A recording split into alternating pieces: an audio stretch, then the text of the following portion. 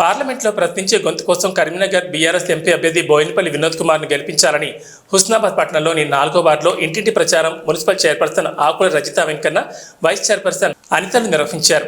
ఈ సందర్భంగా మాట్లాడుతూ కరీంనగర్ పార్లమెంట్ అన్ని రంగాల్లో అభివృద్ధి సాధించాలంటే వినోద్ కుమార్ను గెలిపించాలని కోరారు. ప్రచారంలో మున్సిపల్ మాజీ చైర్మన్ సుద్దాల చంద్రయ్య, మాజీ వైస్ చైర్మన్ బొలిశెట్టి సుధాకర్, కౌన్సిలర్లు పెరికి భాగ్యరెడ్డి, బాలసుప్రజ, గోవిందరవి, పట్టణ అధ్యక్షులు అన్వర్ పాషా, నాయకులు గంధ చిరంజీవి, ఐలేని మల్లికార్జున రెడ్డి, ఇంద్రాల సారయ్య, తిరుపతి రెడ్డి తదితరులు పాల్గొన్నారు.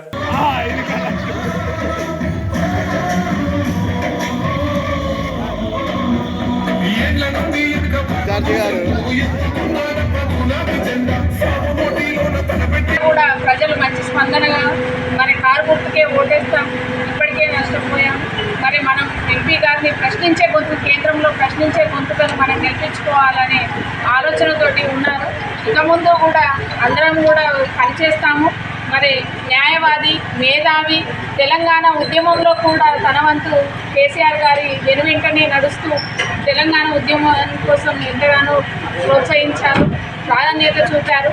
మరి ఇప్పుడు కూడా కేంద్రంలో ప్రశ్నించే గొంతుక ఉంటేనే మనకు మంచిగా అభివృద్ధి పథకాలు ముందుకొస్తాయని సందర్భంగా తెలియజేస్తూ తెలంగాణ కోసం పార్లమెంట్లో ఎన్నో ప్రశ్నలు సంధించి నిజంగా తను వేసిన ప్రశ్నలు ఇంకెవరూ వేయలేదు.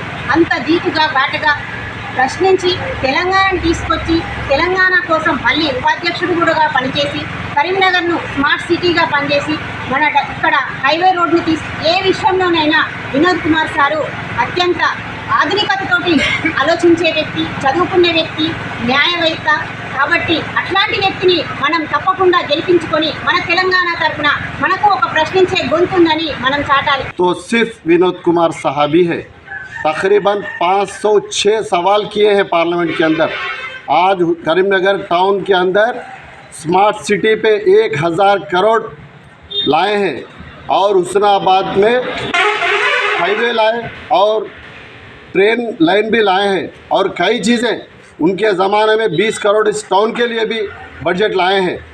इसको ख्याल करते हुए सारे हुस्नाबाद के अवाम और हुस्नाबाद के जो मुस्लिम भाई बहनों से मैं इल्तिजा और मेरी दरख्वास्त है, उनको अच्छी मेजॉरिटी से जिताने की कोशिश करिए, क्योंकि हमें ये जो बीआरएस पार्टी तेलंगाना के वास्ते लिए पैदा हुए और तेलंगाना के वास्ते लिए और ज़िंदा रहेगी.